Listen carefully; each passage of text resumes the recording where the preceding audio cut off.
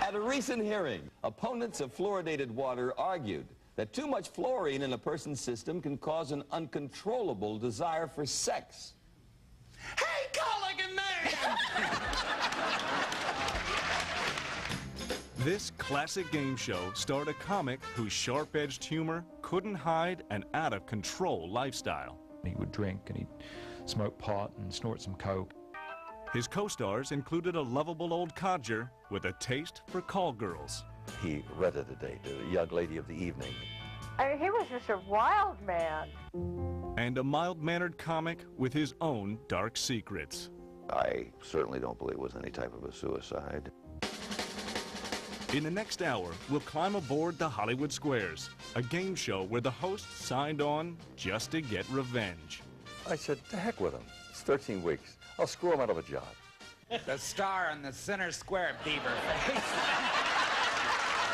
We'll meet the stars who turned the show into a non-stop party. I mean, sometimes we really got pissed. We'll examine the Square's later incarnations and the stars who fought for recognition. I wasn't working. Nobody wanted me. And I would go, well, if I'm crossing the gay line, I'm crossing the gay line. I can't help it. And finally, we'll reveal the bold plan to bring the show back with a big Hollywood star. She knows Tom Cruise. She knows Arnold Schwarzenegger. She knows Tom Hanks. They're all going to be on the show. This is the story of a game show that became a pop culture milestone. This little pipsqueak show making a ruling on somebody's career is kind of ironic and silly, isn't it? A show that made stars and sometimes tore them down. And she told me Whoopi's not coming back. This is the story of the Hollywood Squares, the E! True Hollywood Story. Was a big dream of being one of the world's. Her life's ambition was to be a star. It could never be covered from the public scan.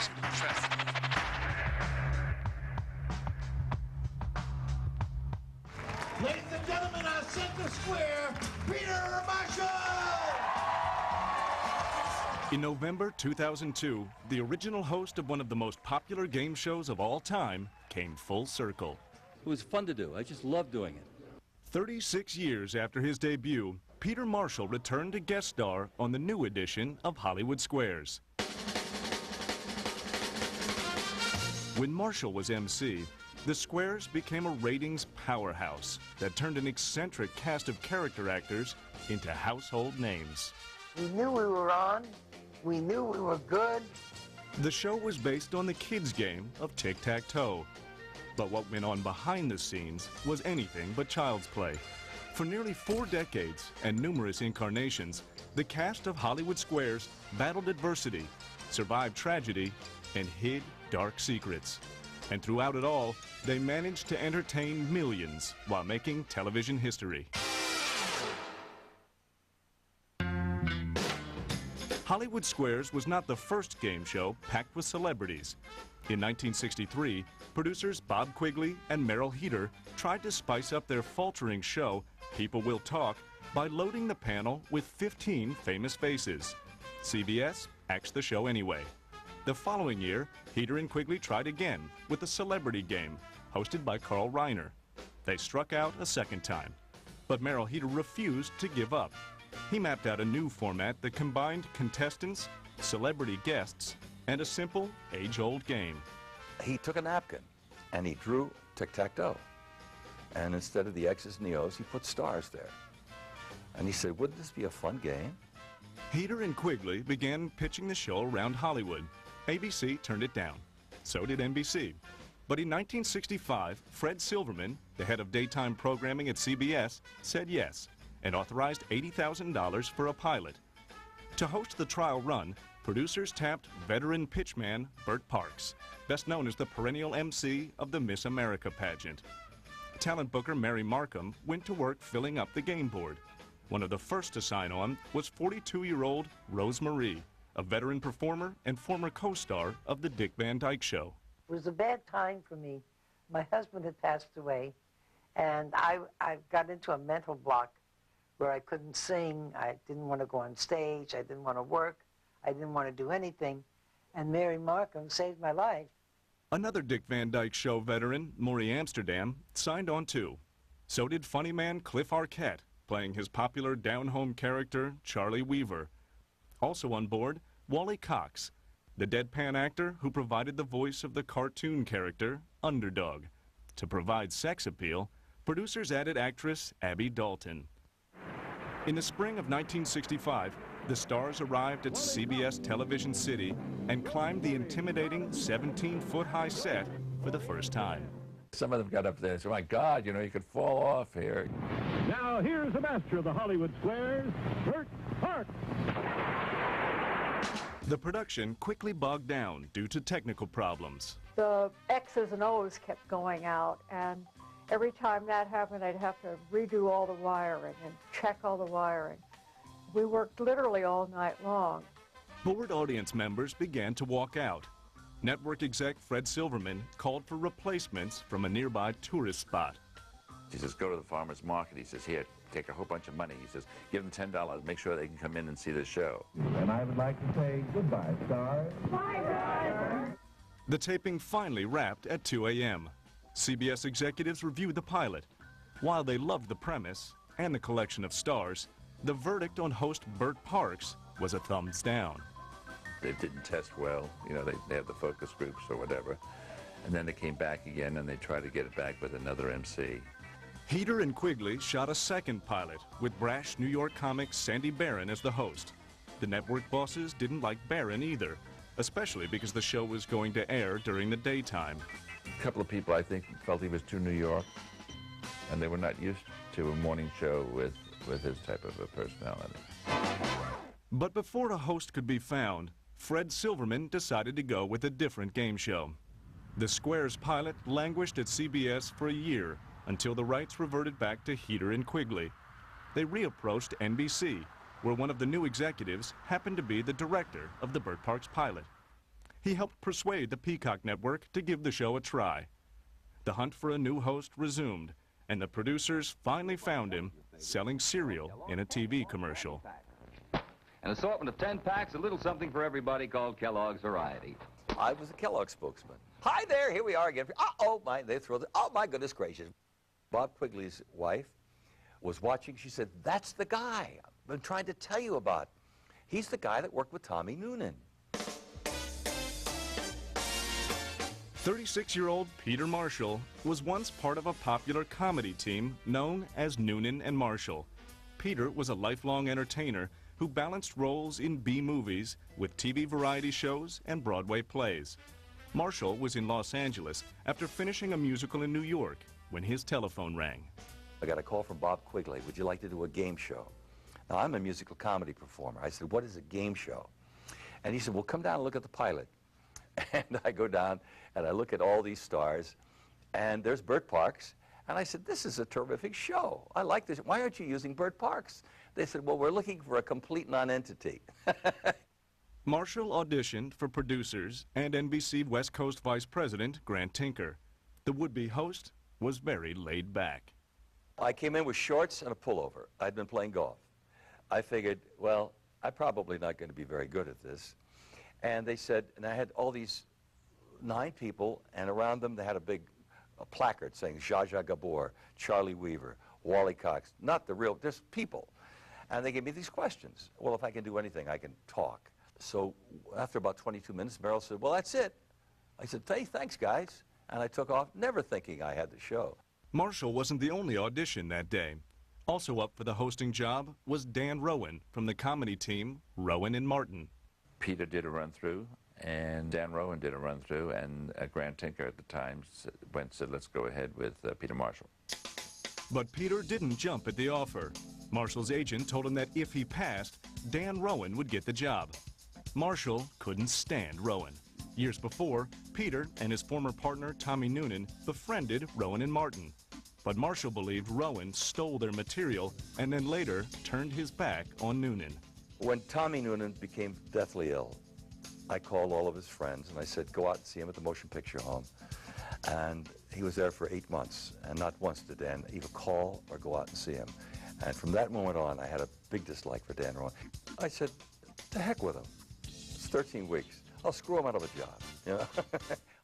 In the fall of 1966, Peter Marshall arrived at NBC Studios in Burbank to begin taping Hollywood Squares. The production did not go smoothly. I can remember doing the first show and having Heater Quigley storming into my dressing room screaming. I said, oh, hey, no screaming and yelling here, kids. I do what I do, and if you don't like that, that's okay. You can replace me. They finally said to him, you're an actor playing an MC. Do it that way, and that's what he did. Hollywood Squares premiered against stiff competition on October 17, 1966. We were opposite on daytime of the Dick Van Dyke reruns, and that was the #1 show. So we were like fodder. They just threw us on.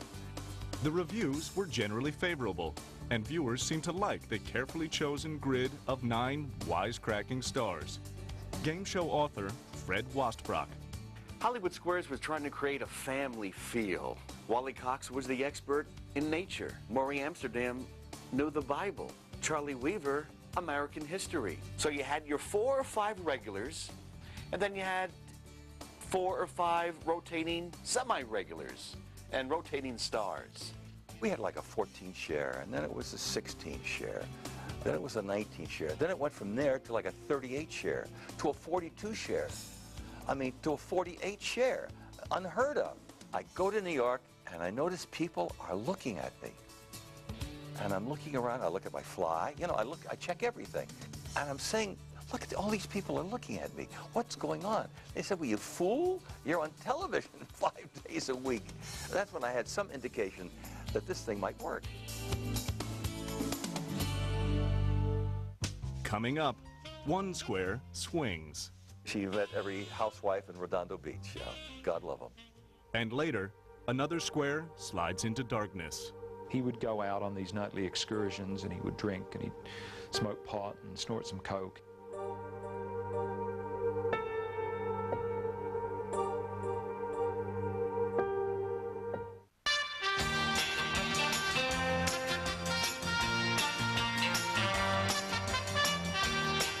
In 1966, Hollywood Squares became a big hit by combining the simple game of tic-tac-toe with 9 wisecracking stars. But some of those celebrities were more interested in the birds and the bees than in X's and O's. While most game shows rewarded know-it-alls and masters of trivia, Hollywood Squares was different. I had done so many other game shows that really, in fact, required you to be quite on the ball and intelligent, actually. And the whole premise of Hollywood Squares was that you didn't have to be intelligent. When the stars were asked a question, they usually responded with a joke. What should a Scotsman tuck in the top of his stocking? Is he a very big Scotsman? Sometimes the humor was ad-libbed, but more often, those wisecracks were scripted by writers like Jay Reddick.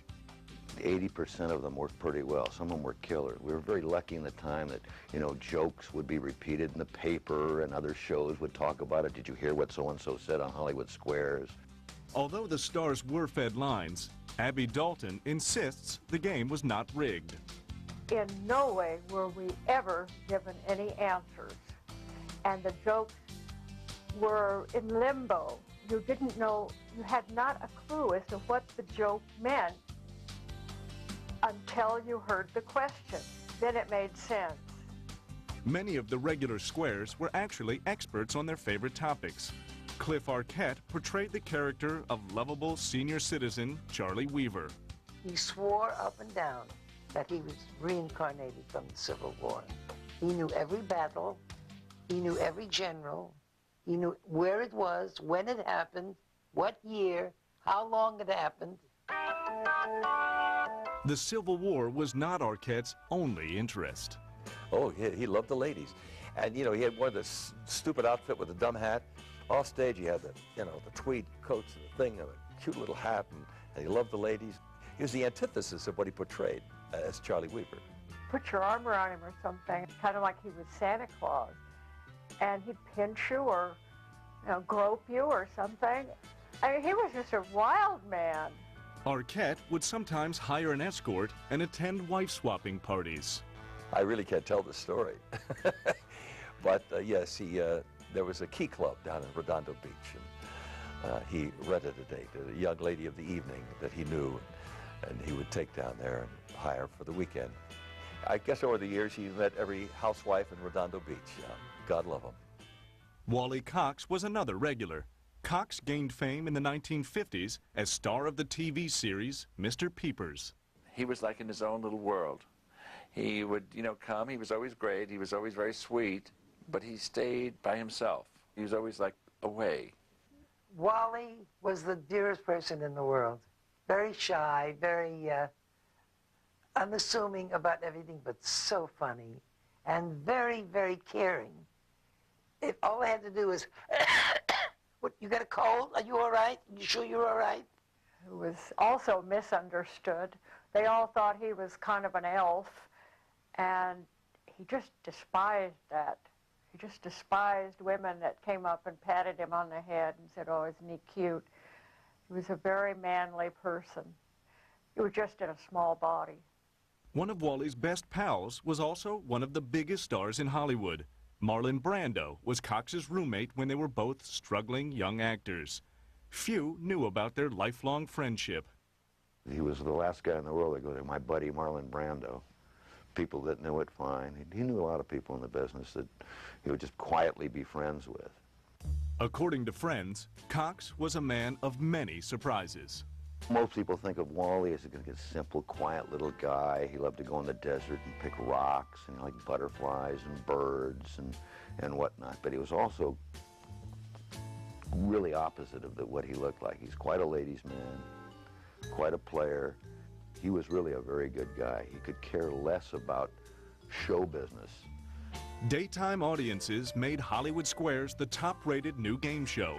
In January 1968, producers began shooting a nighttime version. Peter Marshall's hosting skills were polished and ready for prime time. One thing about Peter, never topped a star. In all the years he was on, when they were asked the question, he made them the important person in the show.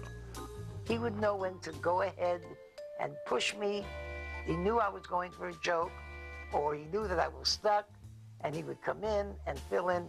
He knew exactly how to handle each person. That same year, producers sought to add more comic flair to the cast. They wanted to make that person the prized center square. Talent booker Mary Markham pushed for occasional guest Paul Lynde. The 42-year-old comedian was best known for his supporting role in the TV series Bewitched. But the producers of Hollywood Squares had their doubts. The reluctance might have been that they didn't think Paul Lynde was really a big enough star at that time. I know that Merrill Heatter and Bob Quigley envisioned a major celebrity, whoever that may be, to fit that center square. But Markham got her way. In the fall of 1968, Paul Lynde took his place in the center seat. He just came on and there was a sparkle. And the celebrities laughed. They were waiting to see what he was going to say. What's the one thing, Paul, the one thing Dear Abby says you should never do in bed? Point and laugh. He had things that nobody would even think of. Why do motorcycle riders wear leather jackets? He'd say because chiffon wrinkles. Paul was a big hit with viewers. The fact that Lynde was gay seemed to be an open secret. Village Voice writer Michael Musto. Paul Lynde was really ahead of his time. I think he was one of the first gay icons on television, and he never said he was gay. This was at a time when you couldn't be out of the closet. It just didn't happen. And yet everybody knew he was gay. I have a feeling that he actually thought that it was a well-kept secret. And of course, we all knew it. We didn't care. I mean, who cares? As Lynde's popularity grew, Hollywood Squares made the most of Paul's so-called secret. We dressed Paul as Narcissus for one show, and we would use sound effects and music stings when they were called on. And Paul, with the makeup on and curly hair, almost a dress as Narcissus with a mirror, he would be called on. A song then played with the lyrics, I feel pretty and witty and gay, yay, yay, and we'd reverb the gay. And he would go, ah, and we'd hear the mirror break. Lynde became the breakout star of Hollywood Squares. Paul always assumed that everything that came his way was deserved because he was so brilliant. He was not shy about his talent. Although Lind received the credit for his zippy one-liners, many of the jokes came courtesy of the show's writing staff. Lind could be very unhappy when the humor fell flat. There was several times if a joke did bomb, Paul would look down and go, "Jay, we've got to talk." Despite his occasional ego problems, Paul Lind remained a rock when the atmosphere on set became shaky. Right during a taping, there was a discernible earthquake that kind of shook the stage, and with all the hanging lights, everything was banging around. Mickey Rooney, who was up in the top middle, stood up and he said, "Ladies and gentlemen, there's an old saying that the show must go on, but that's a lot of crap." And he walked off the set, never to be seen again. People were disturbed and milling around, and Paul sat there like tapping his finger like, "When are we going to finish the show?" The regular squares were tough to rattle, but that changed when the A-list started showing up.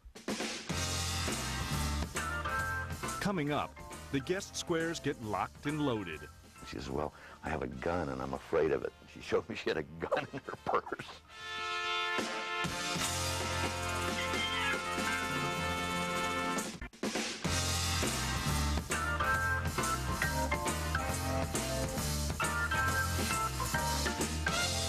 In the late 1960s, Hollywood Squares became the country's #1 game show. A core group of wild and crazy regulars made the contest popular and unpredictable. But when big-name celebrities started playing X's and O's, the games got even hotter.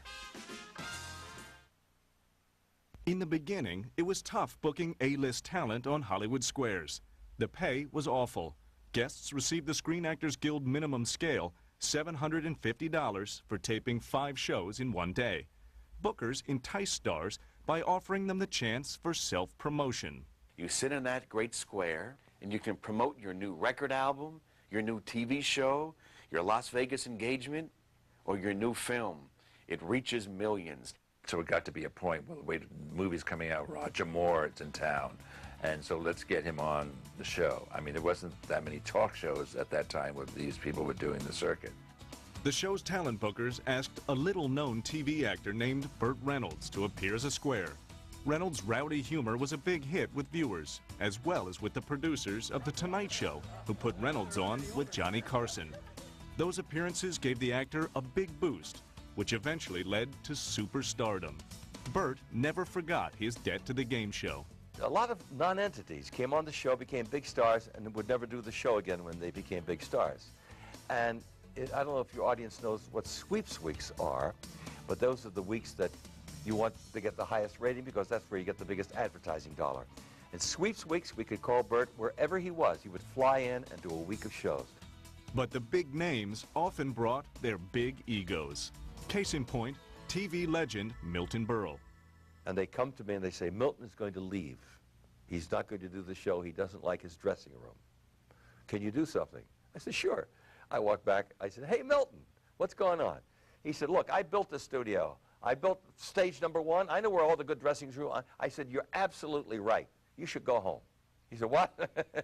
I said, "This is a game show, Milton. You're too big for this show." I said, "We can call Toluca Lake. Joanne Worley lives there. Bobby Fuller lives there. Abby Dalton.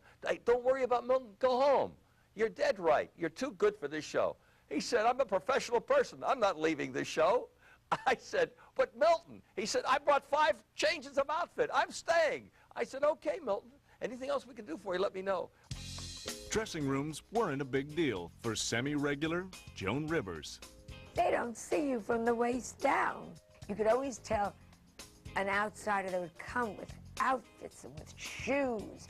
And after a while, you just wore your jeans and lots of blouses. And it was hilarious. From waist up, you were Fifth Avenue. From waist down, you were just like, Bowery. Rose Marie realized that fashion victim Phyllis Diller hadn't gotten that message when the two shared a dressing room.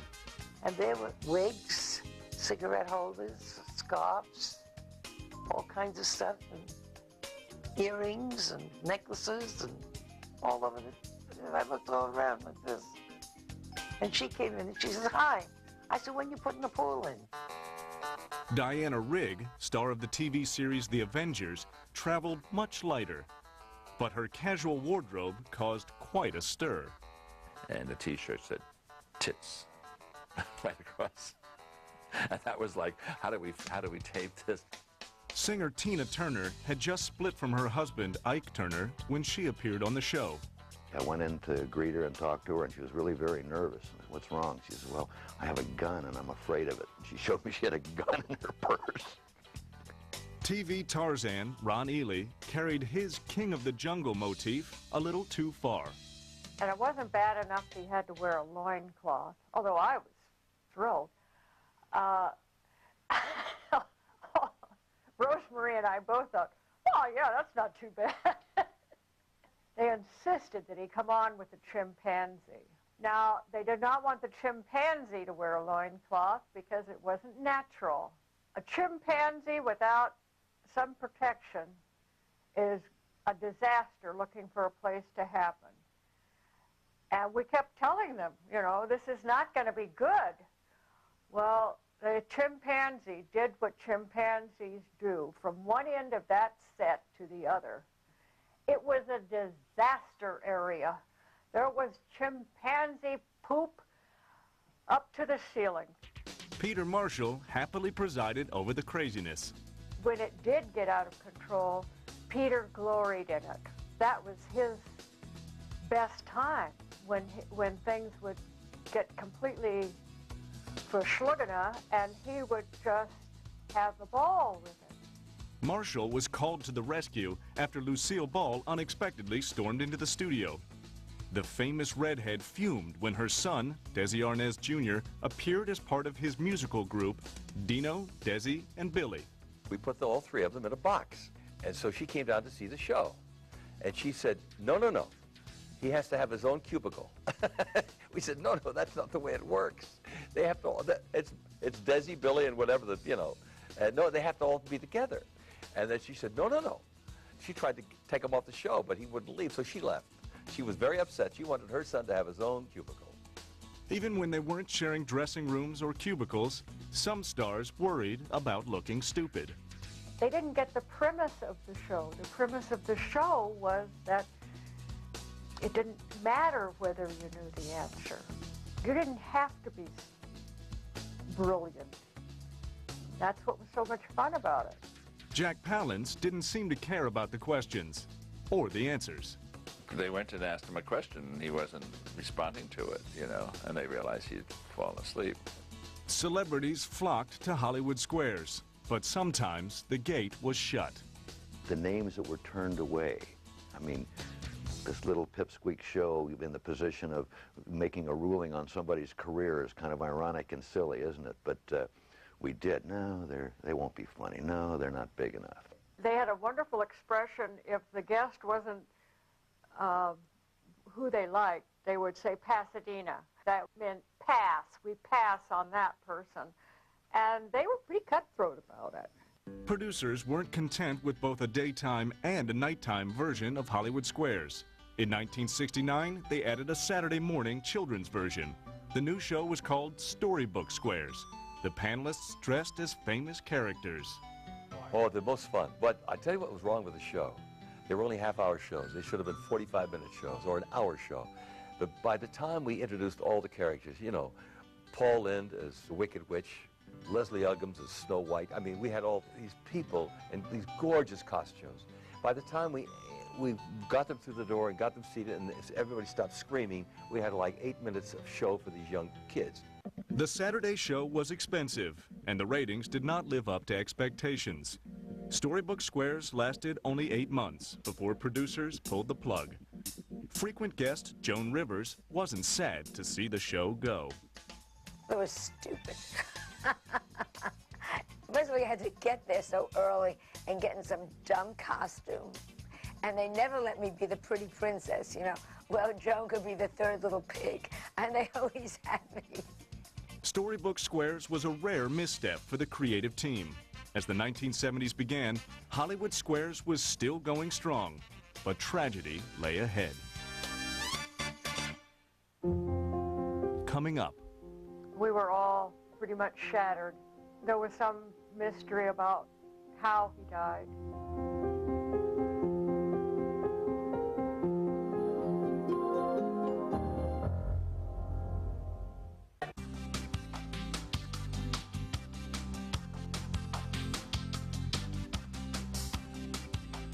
the world. Hollywood Squares looked like loads of fun to millions of viewers. The stars were having a ball, and contestants went home loaded with giveaways. During the 1970s, the tapings became a nonstop party until tragedy rocked the highly rated game show. Winning was the name of the game for anyone who was lucky enough to play Hollywood Squares. Whoever came out on top was showered with prizes.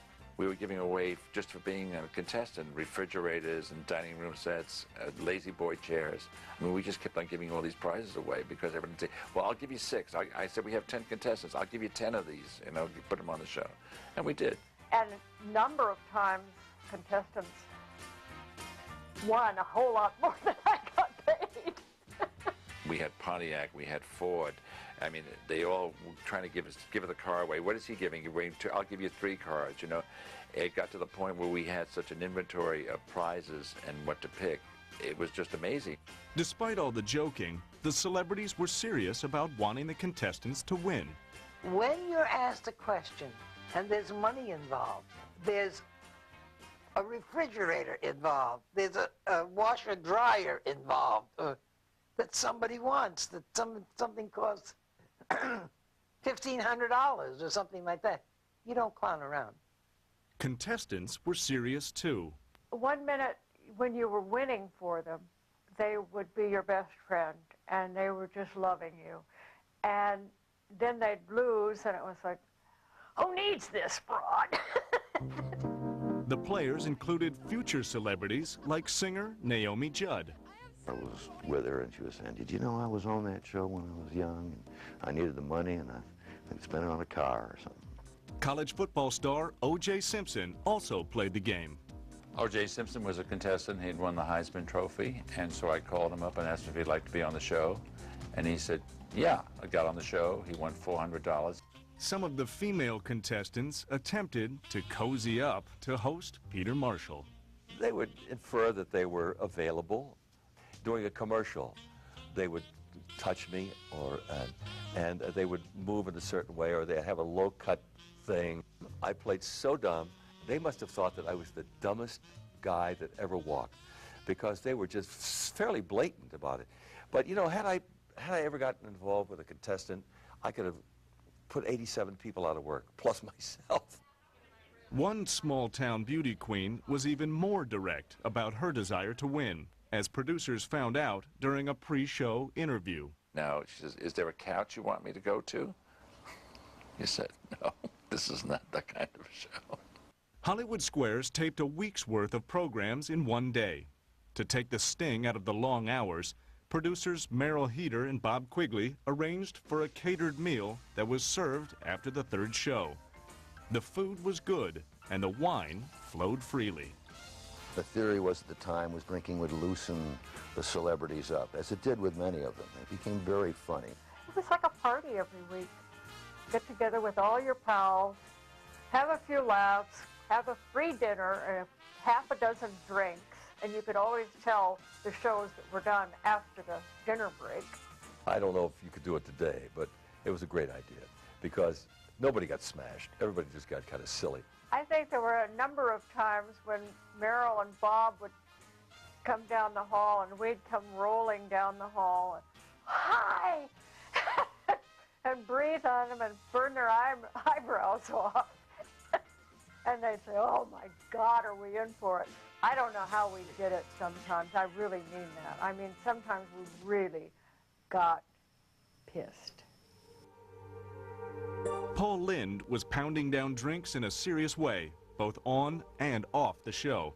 The actor's boozing caught the attention of local police. Paul came in, he said, you don't know what happened to me last night. I said, what happened?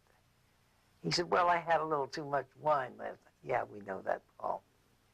And I was driving home on the sidewalk, and a cop came behind him, pulled him over, and the policeman came over with a pad, and Paul rolled down his window and he says, I'll have a cheeseburger, hold the fries. And the cop laughed and said, I'll escort you home, Mr. Lynde. Before long, no one was laughing at Lynde's drinking problem. But concern about Paul was overshadowed by an unexpected tragedy. On February 15, 1973, cast regular Wally Cox was found dead in his Bel Air home. Authorities said it was a heart attack, but rumors quickly spread that the real cause was a lethal mix of medication and booze.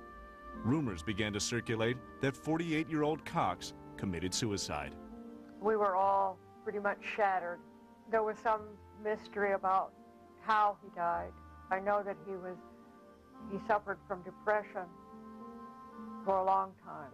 I mean, the real sincere type of depression that is based upon nothing. He would go into very deep depressions, but you'd never see it on the show. He was always very professional. He had a lot of problems. And so he was in psychoanalysis for many years. They finally discovered at the end of his life, he was fine. He had a chemical imbalance. And they gave him some kind of medicine. He was fine. I think it was an accident. I think it was possibly medication and perhaps some kind of alcohol that caused some type of reaction. I certainly don't believe it was any type of a suicide. I like to think of him just going to a better place where nothing could hurt him anymore. Wally's friends and family held a small wake. One close friend couldn't bear to go in. There's a guy standing next to a garage there, and he says, and he came out, and he says, does Wally have, do they have everything they need? Does Pat have enough to drink, enough to eat? And I go, yeah, and it was Brando. And then he just disappeared back to the garage and into the woods. And he was crying, by the way, too. In his autobiography, Marlon Brando revealed that he later took the pajamas Cox wore when he died and kept them as a remembrance of his old pal. When taping resumed on Hollywood Squares, a strange problem began popping up in the square occupied by Cox's buddy, Cliff Arquette, a.k.a. Charlie Weaver. His lights would go out, and we'd have to stop tape, and they would fix the thing. And then they would get very strange, and then it would blink. And they did, and finally it hit Roe, it hit me. It's Wally. Wally's doing this to drive us crazy. And that's when we started to laugh about it. And when we discovered it, that's when it ended, by the way. Then the lights were okay. But Arquette began battling a real-life medical problem. The actor suffered a massive stroke. He spent 6 months recuperating. The comic who always loved the ladies slowed down, but didn't lose his sense of humor. When he required the services of like a nurse full-time, I says, is a nurse helping you? And he says, yes, she sucks the poison out of me. As Arquette struggled to recover, producers persuaded him to return to the show. Viewers were shocked at Charlie Weaver's gaunt appearance. And it was a terrific physical change in him, you know, from the gregarious large guy. He had lost probably over 100 pounds, and his shirt had to be taken in, and the hat almost was too big for him. It was a kind of a strange thing to see, the difference in him. A couple of times when he would read the joke wrong, and then he'd look at it, and Peter would remind him, and he'd go, oh, okay. And then he'd read the answer and still get the big laugh. Because when the audience loves you as they loved Cliff, they're pretty willing to accept whatever you do. If you've got them, you've got them. You know, you can't miss. Cliff Charlie Weaver Arquette passed away on September 23, 1974, at age 68. His girlfriend remained in the apartment they once shared. A few months later, associate producer Art Alisi received a call from the woman, then went straight to the show's producers. I said, you know, Marion is living in this place, and maybe they're raising the rent, and she may not be able to afford to stay there. And they said, how much more is it? So I said, $75 a month. And they said, well, as long as the show is on, she'll have that $75. And they did. They paid her all the way through. Cliff Arquette's grandchildren continue his showbiz tradition. Rosanna, Patricia, and David Arquette all enjoy successful performing careers. Coming up, a star's anger begins to tear the squares apart. And he would be just grumbling or bitter about something all the time.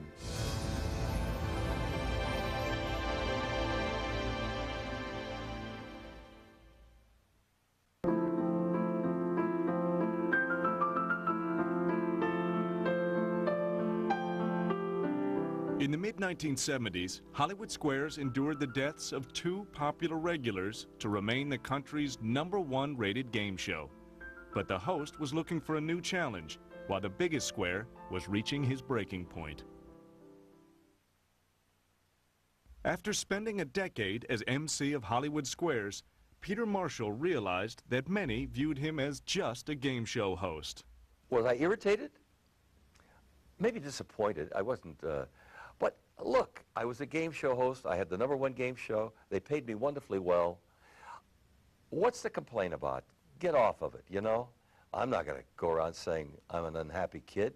I was a very happy guy. The former Broadway performer continued to do Las Vegas concerts and regional theater. But Marshall was eager to branch out. In 1976, he hosted the syndicated Peter Marshall Variety Show.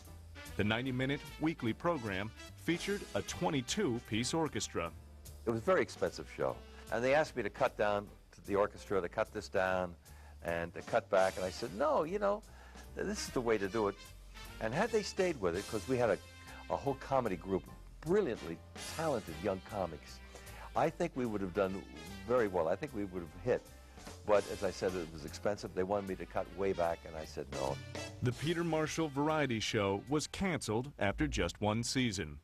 Meanwhile, back at Hollywood Squares, Paul Lynde was getting frustrated and anxious to break out of his cubicle.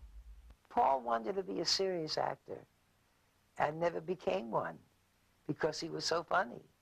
And that hurt him more than anything, that he couldn't do Macbeth if he wanted to say something. But he did a lot of movies, he did a lot of television, he did this, he did that. And he was so funny that they wouldn't take him seriously for a dramatic role.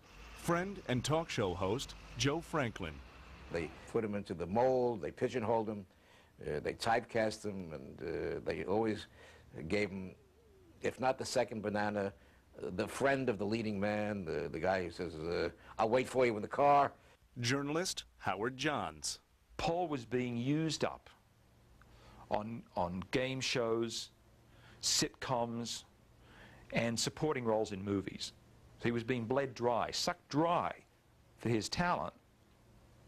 But what they weren't giving him, which is what he needed and what he wanted, was a lead role. They did many pilots with Paul. They never worked because Paul was like caviar or a chocolate mousse or a creme brulee. A couple of tastes are just terrific. Give it a half hour, it didn't seem to work. But if you got him like that, it was great. So the show was perfect for him. But the show felt more and more like a trap to Lynde. Semi-regular John Davidson noticed Paul's increasing unhappiness. And he would be just grumbling or bitter about something all the time. And just very, you know, almost give you a scowl as you pass by. I never understood Paul Lynde, I must say. For as funny as he was not a nice man to me. Davidson became a target of Lynde's wicked wit after John posed for a semi-nude centerfold in Cosmopolitan magazine. Paul Lynde takes one look at it. He says, well, you should have been the ambassador to underdeveloped countries. It was good. The wine served at the dinner breaks brought out the worst in Lynde. Paul would turn from this wonderful, humorous, adorable friend to a snarling, vicious, hilarious man, because he didn't like certain people, and I would very often sit near him and he'd go, so I always look forward to Thursday and Friday tapings after lunch. I remember there was one incident where Paul totally intoxicated, I mean, been drinking vodka all day. He took a dislike to guest panelist Tanya Tucker, and he called her a bitch, and he told her, you know, if you don't shut up, I'll punch you in the mouth. I'll give you a black eye. I mean, he started to make these really, really nasty remarks, and she turned around and said, you know, from her square, she looked over and said, well, why don't you just go, shut up, Paul? And he, well, you know, and he threw a hissy fit and ran off, you know. And he was furious, and he threw one of his dog's dish, full of food at me, and it hit off the wall, and I decided that he wouldn't do a great performance the last show, so he was replaced for the last show with KC of KC and the Sunshine Band. According to the food editor of the Dallas Morning News, what's the best reason for pounding meat? Oh, loneliness. Paul's personal life seemed to be as dark as his mood on the set. Paul would habitually cruise the bars of West Hollywood up and down Sunset and Santa Monica Boulevard. He would go out on these nightly excursions, and he would drink, and he'd smoke pot and snort some coke, and he'd go out to have a good time. He just had a problem with finding the right person.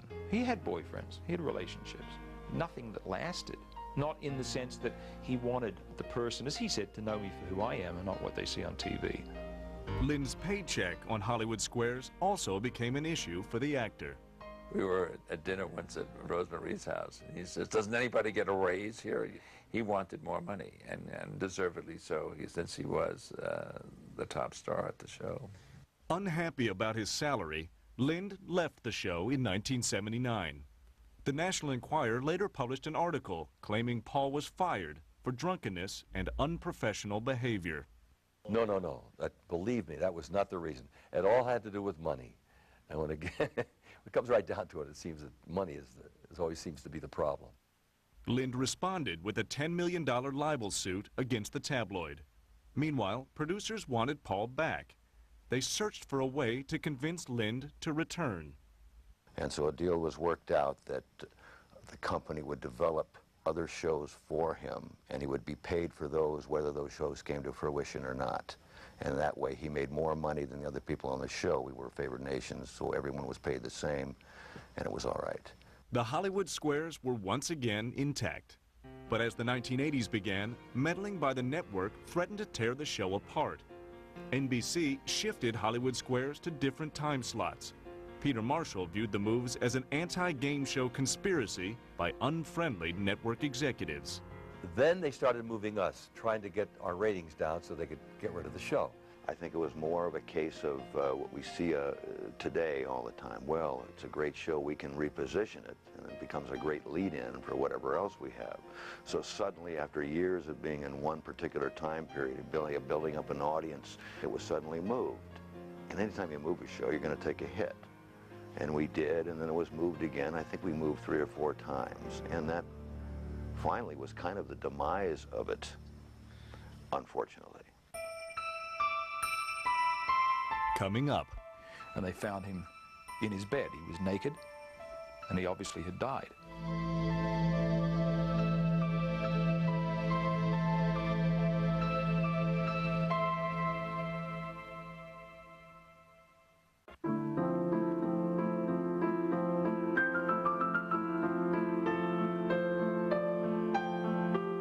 By 1980, Hollywood Squares was losing steam. NBC bounced the show around so many time slots that fans could hardly find it. The network was ready to put a big X over the long-running franchise. In the summer of 1980, Fred Silverman, the network exec who greenlit the original pilot for Hollywood Squares, was president of NBC. Silverman looked to launch a new daytime talk show with a hip, young comic. And he was going to do an hour and a half with David Letterman. And so he canceled Hollywood Squares, High Rollers, and Wheel of Fortune. Bob Bowden is an executive with the Game Show Network. Sometimes new executives need to make their mark, and if there's a show that's been on as long as Hollywood Squares had been at the time, sometimes it's better to just have a little bit of a programming turnover and try to replace it with something new. Prior to the premiere, network executives cut the David Letterman show back to 1 hour. The Wheel of Fortune got a reprieve, but Hollywood Squares was not spared. The final day of taping was emotional. Ventriloquist Waylon Flowers and his puppet, Madam, had some angry words for the NBC president. He said something about you can fuck some of the people some of the time, but you can't fuck all the people all the time, Mr. Silverman. Madam was very upset about being fired. Thank you, audience. I appreciate it. Thank you very much. The Hollywood Squares had to find a new home. The syndicated nighttime version continued production from Las Vegas. The owner of the Riviera Hotel and Casino enticed Squares to tape in his main showroom. The treatment was first class all the way. All of a sudden you're having room service. You can have lobster. You can have, filet mignon. You can have Dom Perignon. I mean, there was no limit to what you could have.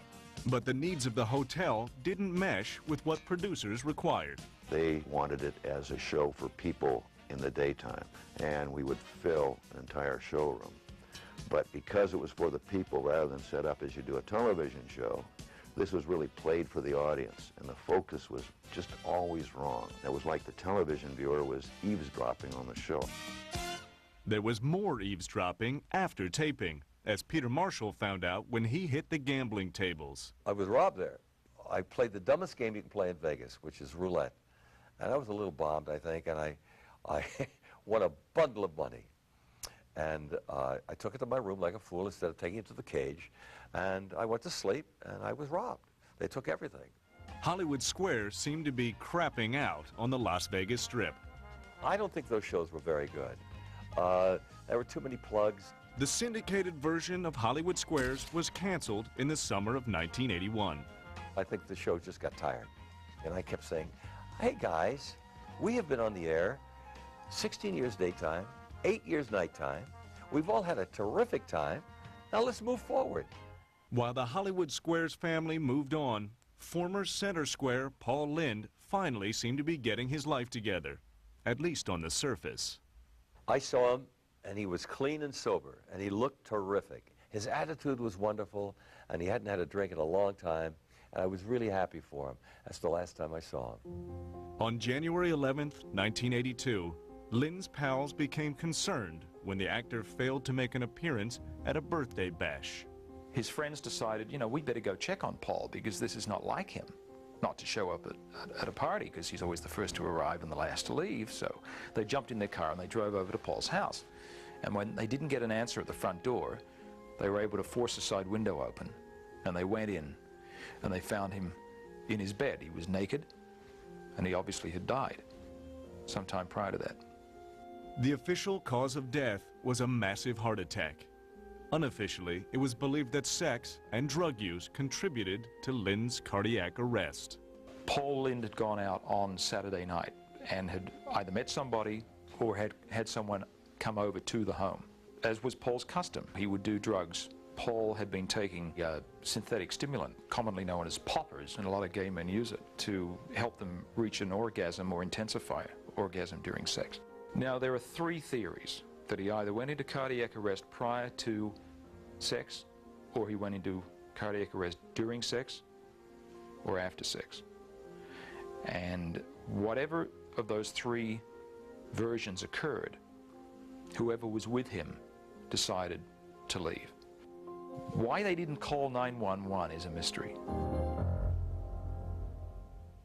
Although he died alone, a large crowd turned out to say goodbye to Paul Lynde at an emotional service. The funeral was beautiful. Everybody came, and the Lennon sisters, a cappella, sang the Lord's Prayer. He didn't even know how loved he was and how much we loved him. And we loved him. He was darling. He was crazy, but he was darling. I think Paul would be very proud to know that he paved the way for a long line of actors and comedians in the same vein as himself. Each one of them has to pay a special debt to Paul Lynde. They wouldn't be there without him having been there. In 1983, new producers decided there was still some life left in Hollywood Squares. They brought the show back as part of an hour-long pairing with The Match Game. But original host Peter Marshall was bypassed in favor of 35-year-old John Bowser Bauman of the singing group Sha Na Na. The low-rated revival lasted just one season. It was a hybrid, and it was really kind of a horrible show. That kind of contributed to his demise. I felt badly for everybody. I felt badly for Squares, first of all. And it was produced badly, and it was done badly. I think that was perhaps Hollywood Squares' least desirable version. Maybe the show wasn't the best version of Squares. It was also not the last. Coming up. Everything was shattered around me.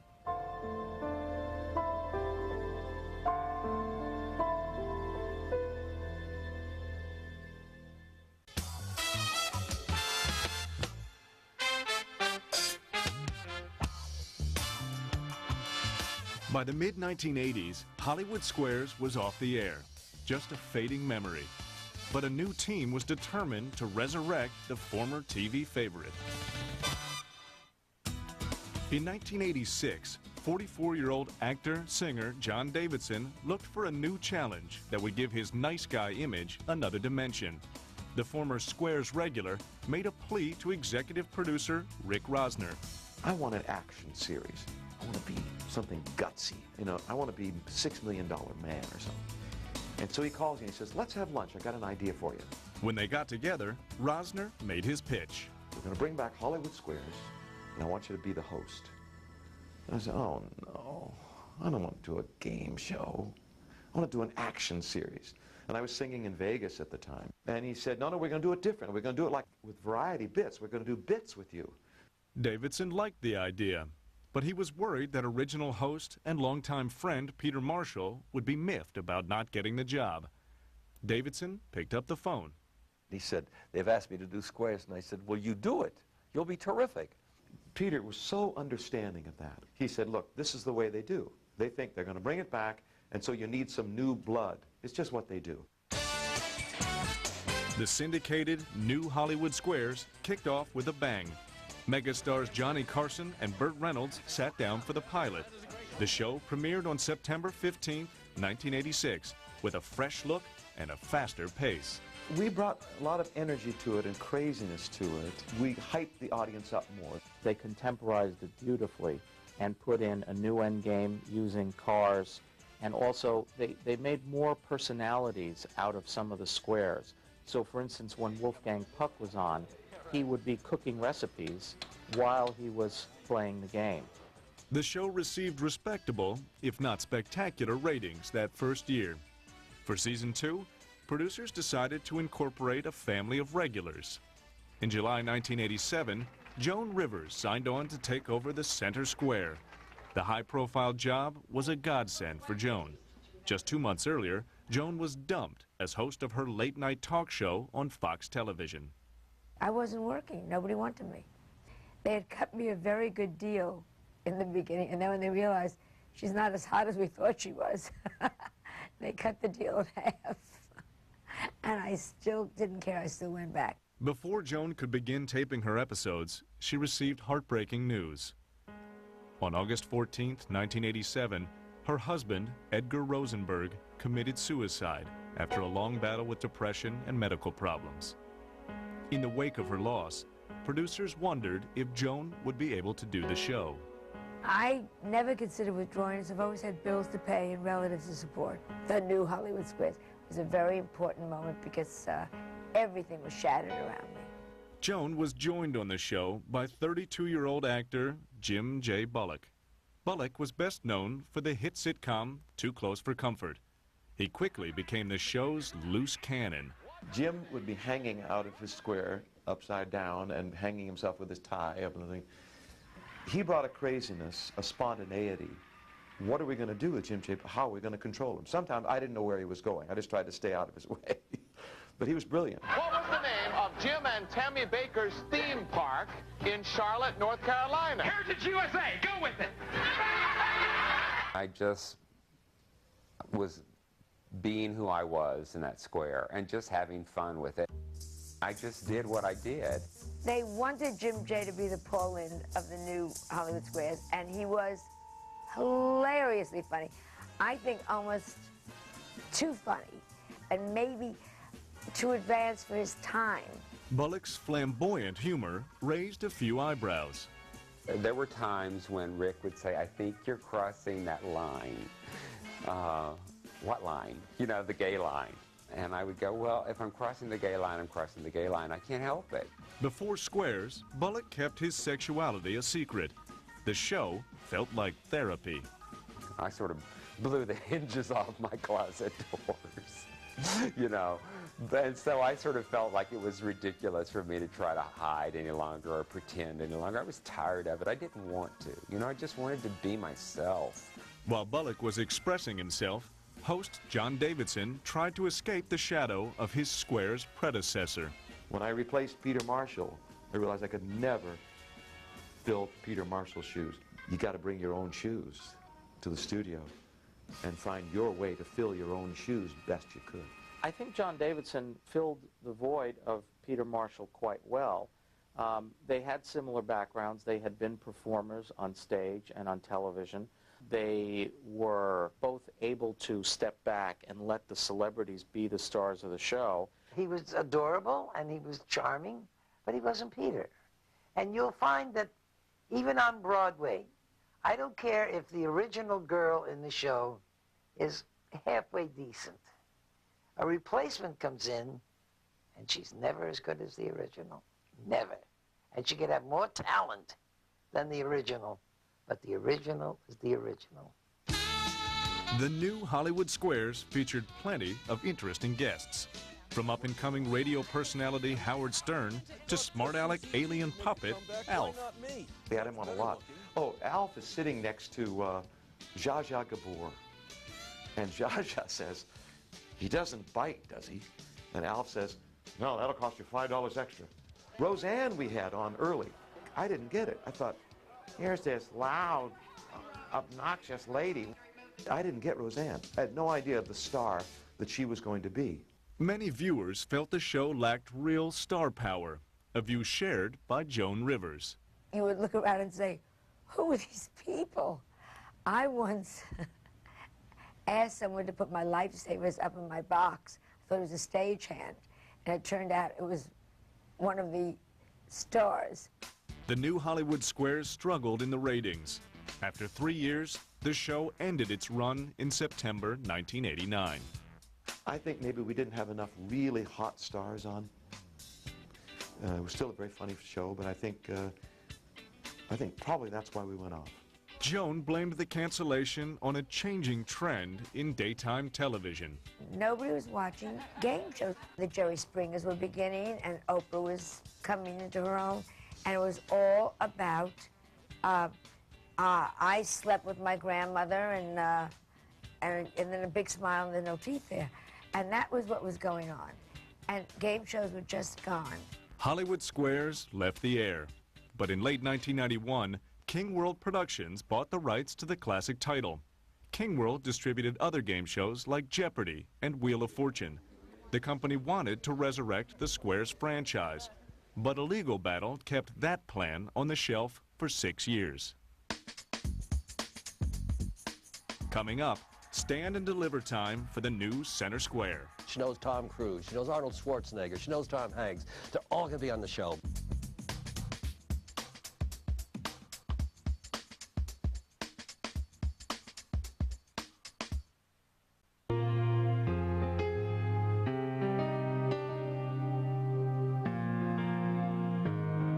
In 1992, plans to revive the Hollywood Squares were bogged down in the courts.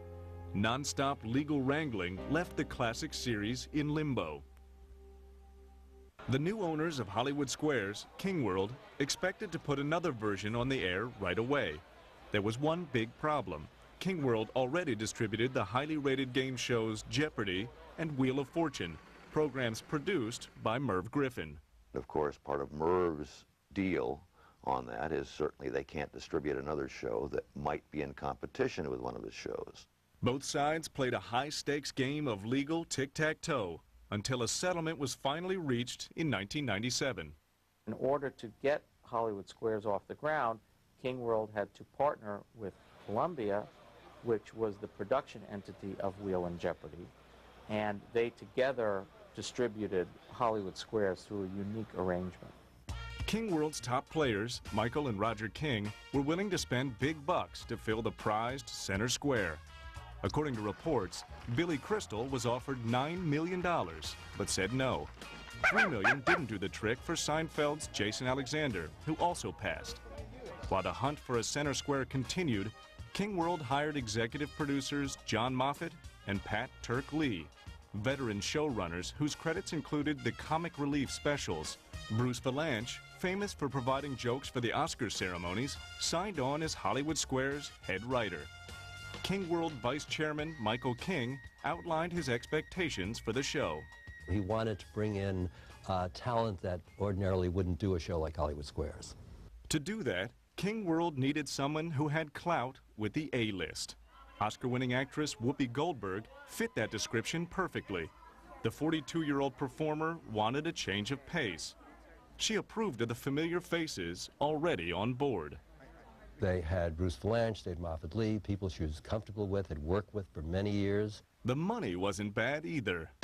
In January 1998, Whoopi signed on for a reported $7.5 million a year as both Center Square and as a co-executive producer.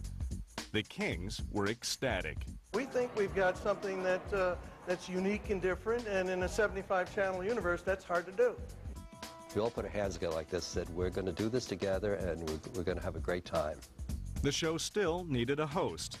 Former Entertainment Tonight anchor John Tesh was considered, but the job went to 43-year-old radio and television personality Tom Bergeron.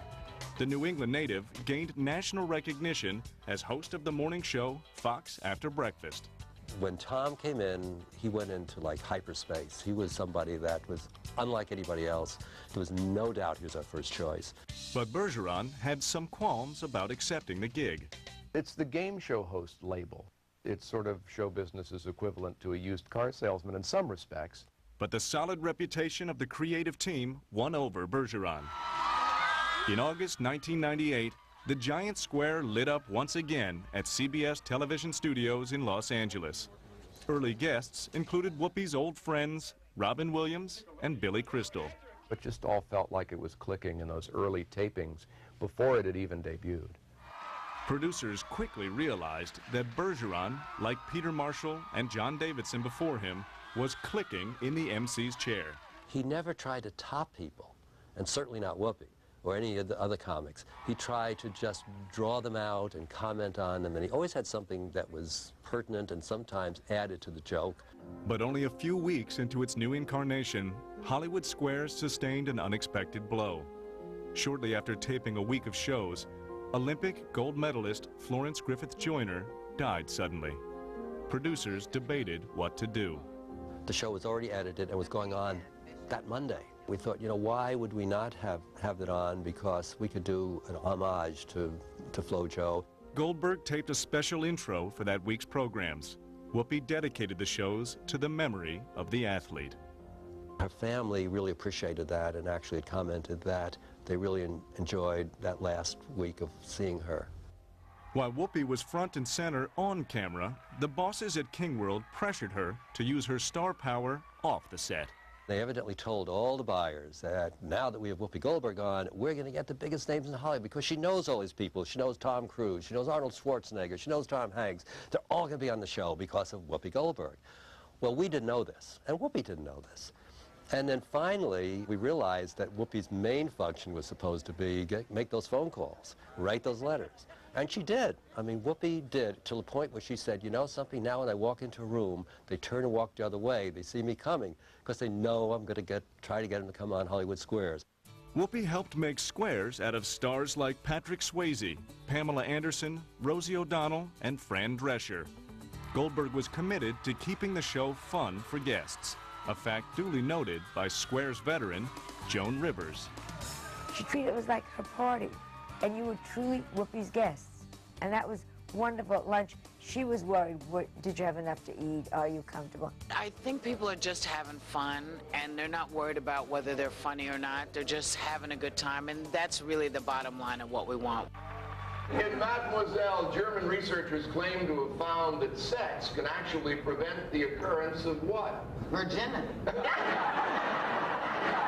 From her perch in the center square, Whoopi pushed to make the comedy edgier.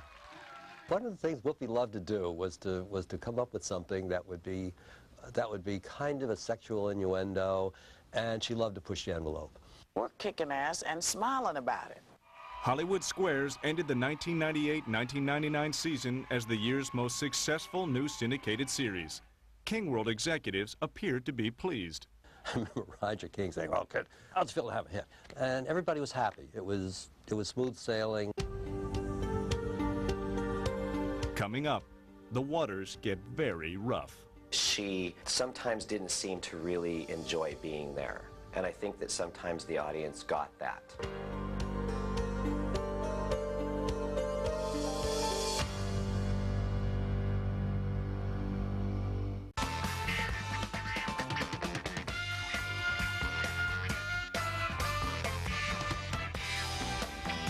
In 1999, Whoopi Goldberg finished her first season on the Hollywood Squares. The ratings were strong, but filling the grid with first-rate talent was a non-stop job. That's why you call Coolio. Booking stars on Hollywood Squares was a challenge, even for Whoopi Goldberg. Some celebrities were wary about signing on.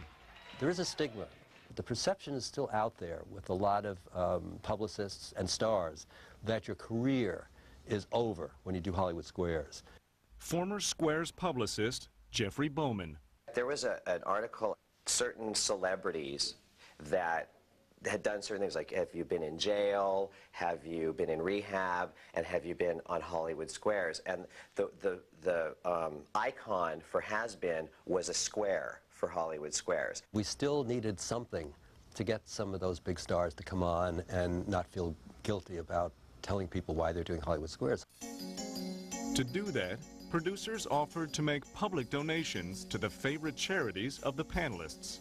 So after that, when we went to stars and said, look, you know, you're not just coming on and the money doesn't mean anything to you, but I know these charities do that you support, so this is what we'll do. Folks like coming now. They like coming to play with us. Charitable donations swayed celebrities like Alec Baldwin and Jane Fonda, while some stars made repeat trips because they simply enjoyed the game.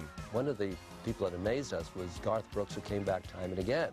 Just to get him once was great. He'd come on and he was wonderful. Head writer Bruce Vilanch often filled in as a square. Times had definitely changed. Like Paul Lynde in the original Squares, Vilanch was gay. Unlike Lynde, Bruce was very open about his sexuality. And they asked him a question, something about if you hold your blow dryer 6 inches away from your face, and he held his hand up and he kept looking at it and he kept saying, 6 inches away from your face. Seems like a waste, doesn't it? I get it. I don't know if anybody else gets it or not, but anyway, those are the kind of things that he would do. Those type of jokes made the folks at King World nervous. I think Bruce would have been even more crazy and more suggestive, but they were really reining his natural humor in because I think they understood that Middle America was not really embracing this basically very sort of New York, San Francisco, LA gay humor. King World executives were also unhappy about the ratings. Viewership for seasons 2 and 3 fell far short of expectations. Instead of going up, it started to go down. First of all, it sort of leveled off, and it shouldn't have. It should have taken off, and it didn't. During season 3, the struggling Hollywood Squares rarely made the top 10 ratings list for syndicated shows. Some of the stations threatened to drop the program. I think every year was a battle where the Kings had to go in there and just fight to keep it on because it was, you know, it was not doing as well as they wanted. Squares producers worked to jazz up the old format. More questions, bigger prizes, and a lightning-fast bonus round were added to spice up the game. Whoopi kept offering suggestions. She was the one that came up with a new endgame idea. And it didn't work. It didn't work. Tom Bergeron was so uncomfortable with reading these questions and as fast as he could, and it didn't work, and they spent, seriously, months. After an entire day of taping, they'd make people stay and reenact it to try and fix it. So it shows sometimes you can do a lot of work for something and it still doesn't work. There was a rush of special theme weeks. It's all Olympic champions from all over the world. Nadia Comaneci, Oksana Bayou, we have Scott Hamilton. It was kind of neat, I think, for people to tune in and see the whole cast of Dharma and Greg or the whole cast of Everybody Loves Raymond. It didn't raise the rating that much, or at all. In some cases, it just didn't work. By 2000, Squares faced increasing competition from shows like Who Wants to Be a Millionaire? When something new came along, like Millionaire, everybody sort of gravitated to that. And it was Millionaire, it was Weakest Link, and then other reality shows, Survivor, Big Brother. All of these new shows sort of splintered the audience, and they started watching that. As season 4 kicked off in 2001, there was also a concern that Whoopi Goldberg had spread herself too thin. I think Whoopi was tired. I think that she had so many different things going on, and she was always producing something or being on another TV show. She sometimes didn't seem to really enjoy being there, and I think that sometimes the audience got that. With the ratings continuing to deteriorate, King World chairman Roger King read producers the riot act. Roger would come in and rant and just say, you know, guys, I'm just telling you the facts. You know, these are the facts. The facts are this. The show's not doing well. We have to do something. We have to fix it. If you don't fix it, then we're going to go somewhere else. The pressure to deliver big name stars, that was the biggest pressure. That's what we heard all the time. Why isn't Tom Cruise on this show? Why isn't Nicole Kidman on this show? And even when they would get somebody wonderful, like, you know, Jane Fonda or, you know, Gillian Anderson, people like that, it was just never enough. There was a lot of pressure on Whoopi about the ratings, and constantly on Whoopi to bring in the talent, and she did everything she could. She really did.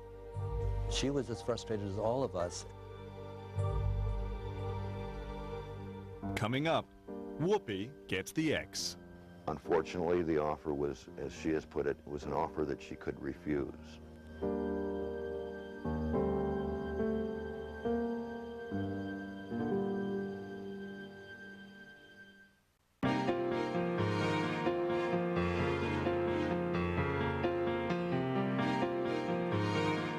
In early 2002, Whoopi Goldberg's version of Hollywood Squares was sinking in the ratings. The show's syndicators debated whether the creative team deserved a life preserver. In the spring of 2002, Whoopi Goldberg began negotiations with King World to renew her contract. By then, Whoopi's salary reportedly ballooned to $10 million a year. King World executives believed that figure needed some deflating. They felt, you know, the show is not doing that well, we're not making much money on it, it's an expensive show, so they offered her a pickup, but at a reduced salary. I had heard that Whoopi, to renew her contract, had a certain price that she wanted, and that King World came back with a much lower price, and that they had met in the middle. I think Whoopi must have had a change of heart. Maybe she thought, I can't come back for this amount of money. Maybe King World said, you know, we just need to cut our losses and get out of here. Unfortunately, the offer was, as she has put it, was an offer that she could refuse. On Monday, April 15th, 2002, the Hollywood Squares cast and crew assembled to shoot some of the last shows of the season. Word quickly spread through the studio that Whoopi would not be returning in the fall. Pat Lee, the producer, came walking up and she pulls me aside and she says, I need you to know something. And she told me Whoopi's not coming back. Goldberg calmly climbed into her square to begin taping. I was wondering, how the hell is she going to sit up in that square and tell these jokes? And I have to say, you would never know. She's an actress, you know, you would never know. She got up there and she did the show exactly as it should be done. And in between the shows, she would go back to her dressing room. She wouldn't mingle with any of the other people. I think she was very upset.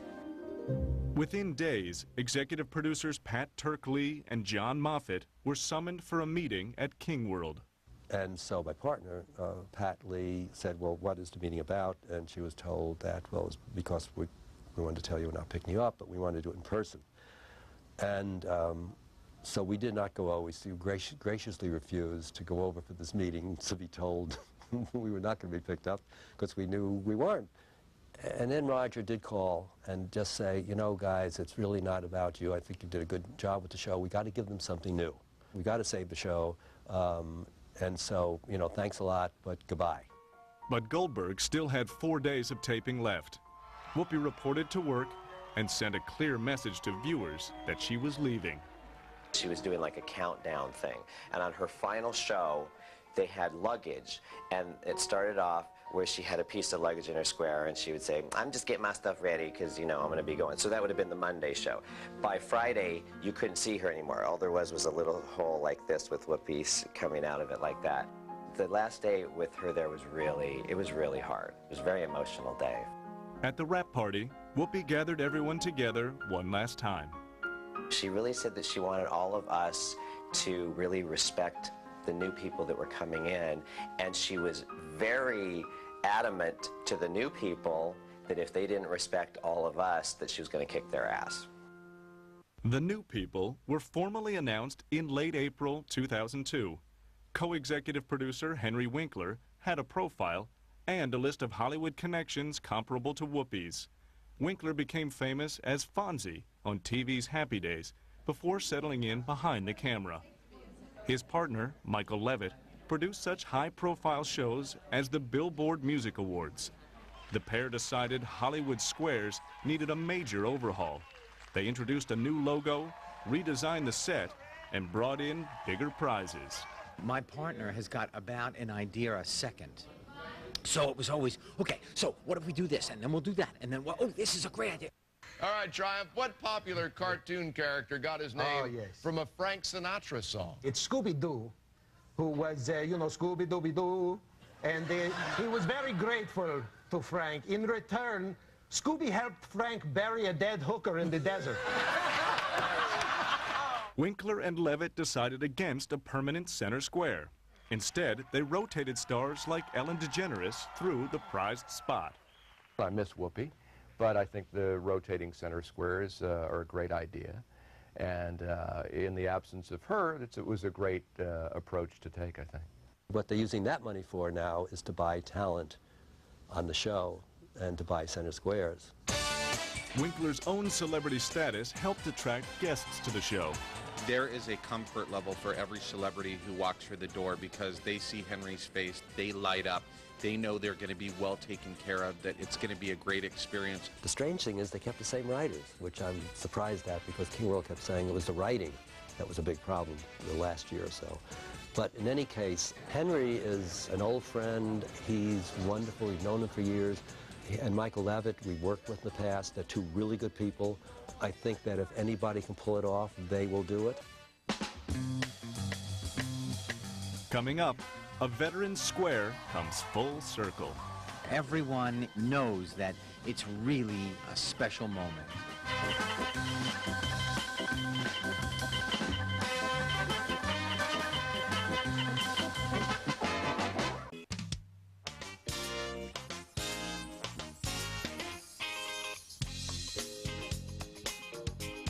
In 2002, Hollywood Squares said goodbye to Whoopi Goldberg and regrouped under a new creative team.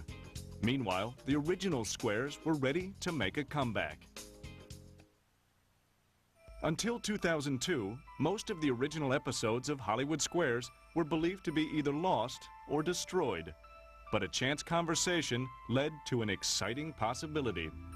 One of the executives here at the Game Show Network was talking to a friend of his at NBC one day.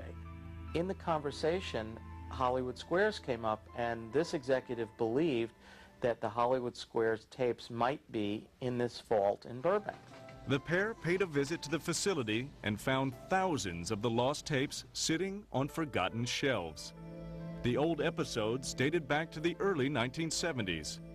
The Game Show Network began airing the tapes, which quickly became a hit with viewers. I think there was a real hunger and desire for the original version. That same year, the show's original host, Peter Marshall, came out with a book. Backstage with the original Hollywood Square detailed Marshall's experiences as host of the game show. In the summer of 2002, Peter and many of the original Squares reunited for a book signing in Studio City, California. No one knew what to expect. I thought, oh God, suppose we get over there and there's no one there. We walked across, I said, what are all these people? Something happening? What's going on? And they were all there for the book signing. It was thrilling. I think Peter was overwhelmed. Peter Marshall never slowed down after leaving Hollywood Squares. He continued to entertain, performing on stages around the country. Marshall was never a fan of Squares during the Whoopi era. I thought it was too frenetic. I didn't think it was written well. And I didn't think it was produced well.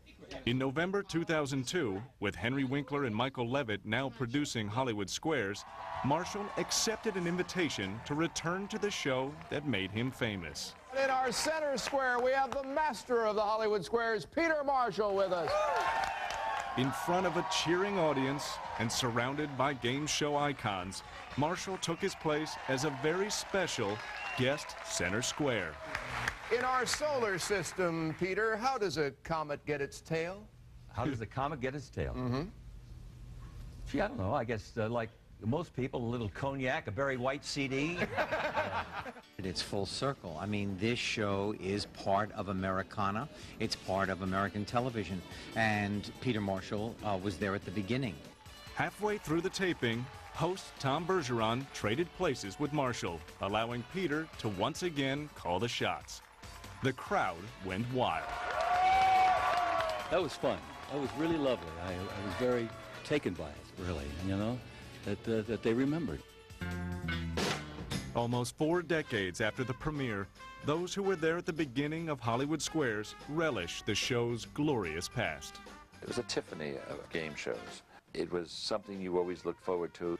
You learned a lot, and you laughed a lot, and you liked the people on it. I got some good laughs. I also knitted an entire dress while sitting up there in the middle on the top row because we got so little action up there. As for the future of Hollywood Squares, I think the show does still have some life in it. It's a tough road because the syndication marketplace is very crowded. I think Squares is better than ever. It's a guaranteed format. You got 9 stars. You got to like somebody. There's no reason why Hollywood Squares can't go on forever. I'm still there and still enjoying the game and still getting upset when the contestant, when you say to them, trust me on this one, and they go, I disagree, and you want to go, no, there were only 7 dwarfs. Object for the players to get 3 stars in a row, either cross up and down diagonally. It's up to them to figure out if the star is giving a correct answer or making one up. That's how they get the squares.